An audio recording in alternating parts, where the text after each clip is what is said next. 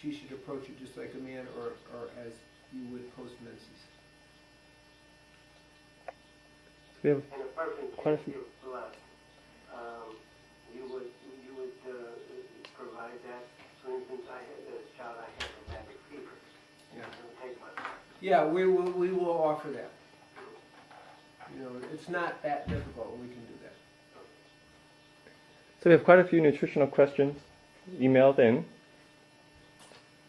Gabriel, on some sites and packages there is a warning that pregnant women and nursing mothers should not use maca. Is this your recommendation and why? Well, a lot of that is a protective thing.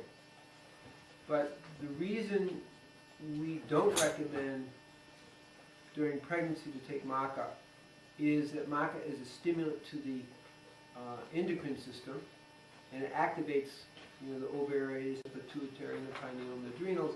And when you're pregnant, you don't want any unusual stimulation into the system. So generally, it's safer not to do that. It's not that maca is a danger, but generally, when a woman's pregnant, we don't like to give anything, because we don't want to alter the subtle brain chemistries. We know that if you get estrogen at the wrong time, it's going to affect your brain in a certain way. And these are things that we want to minimize. We already have enough difficulties. Women should also avoid soy milk, which is extremely high in estrogen, as another example. They should also avoid milk, which is extremely high in estrogen and all these other kind of hormones. So these are things that you want to generally avoid, period, when you're pregnant. Is anything that's going to disorder your hormonal balance. So that's really where that's coming from. So they're doing it for FDA reasons. We're doing it because we don't want, for women during pregnancy, the absolute minimum of anything, but particularly zero hormonal input. So we don't alter the rhythms of the growth of the fetus. I'm sorry, were you finished with iron? I did. Would there be a problem with the nursing mother or with small children taking maca? Don't really think it's a problem once you're nursing. I think it's an issue primarily why you're pregnant, and the whole chemistry is coming out in a different way. You know, and it's a very timed, organized chemistry, and you don't want to alter that. I mean, even the slightest alteration can affect the whole gender orientation of the fetus. Do you feel that wheat, gluten, rye, and barley are bad for your health? And if so, is wheat, rye, and barley grasses also bad for your health? Well, if you're allergic, Can you take the question, please? okay, do we feel that gluten grains are bad for our health? And gluten grains is wheat, barley, rye, for example. And not necessarily. If you're a Vata, the wheat is very good for balancing that. But if you're allergic, you don't want to have it. So it's all a relative kind of statement. Now, if you have a gluten or a gliadin sensitivity, then of course you wouldn't want to have it. So we again, just like we went with iron, iron is good for you.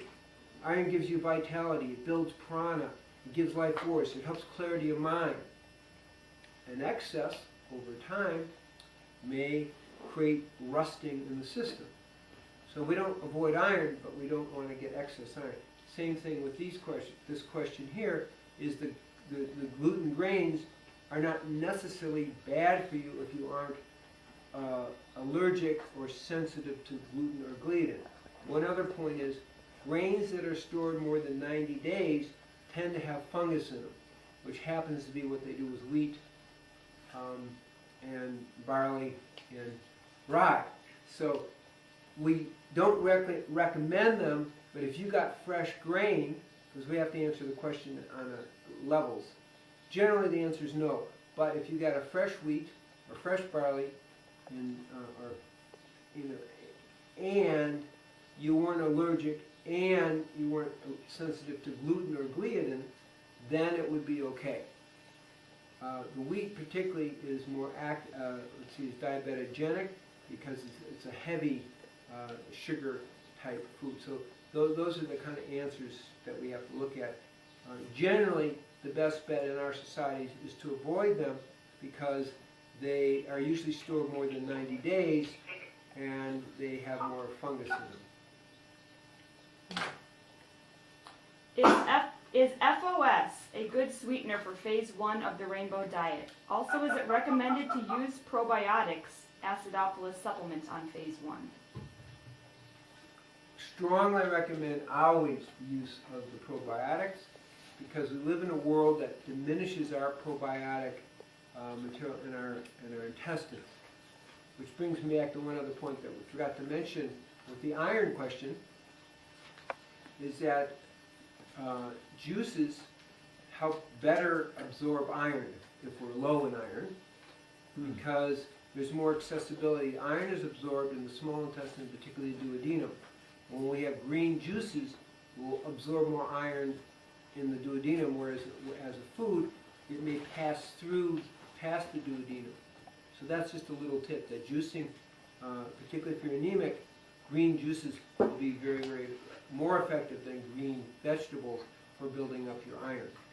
So, wait a second. We'll hold on that because I'm answering this. The question was FOS. FOS tastes sweet but is not a sweetener as far as we know. We haven't really tested it.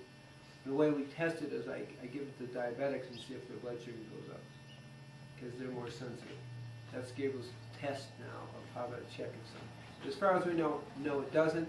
And two, everybody benefits from acidophilus because our environment is so toxic that we have to keep replacing the acidophilus. And acidophilus builds and protects the immune system and creates healthy bowel function, and also keeps the mucus lining from getting too thick, because the dharma of those little acidophilus bacteria is to make it to the mucous membrane and keep it clear and clean.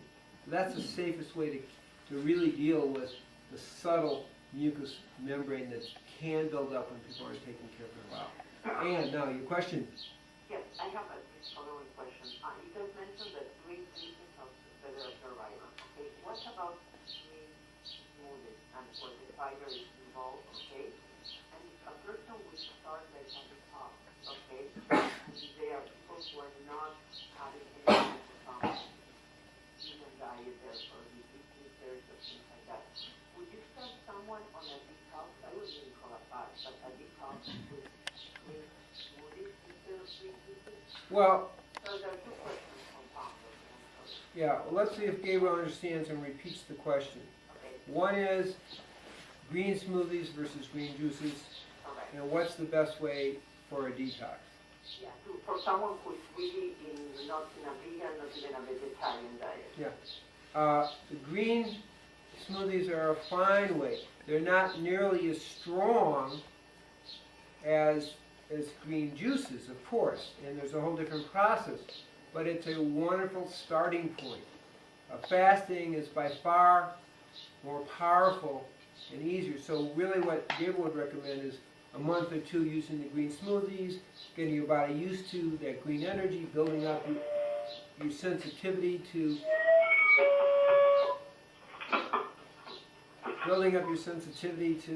the live foods, so you're able to take it in energetically, and then start fasting, which is by far a way more powerful way because of all the other things that go on when you're fasting. That's why we offer the 10-day detox here and also the spiritual fasting, because they really help you get in touch with your holy rhythm in a bigger picture than just your health picture. Okay. Any other questions from out there? Yeah, one more. In hemochromatosis, which you said is a gene factor, and they used to do bloodletting in barbershops. That's right. Did the effect of bloodletting have it in nutritional and in the gene? Would they have the same effect? Well, I'm not exactly sure what you're saying, but let's see if Gabriel can interpret it correctly. What you're saying is, what's the effect of bloodletting? Is that correct? Both, if a person has hemochromatosis. Yeah. It's basically the only treatment for hemochromatosis.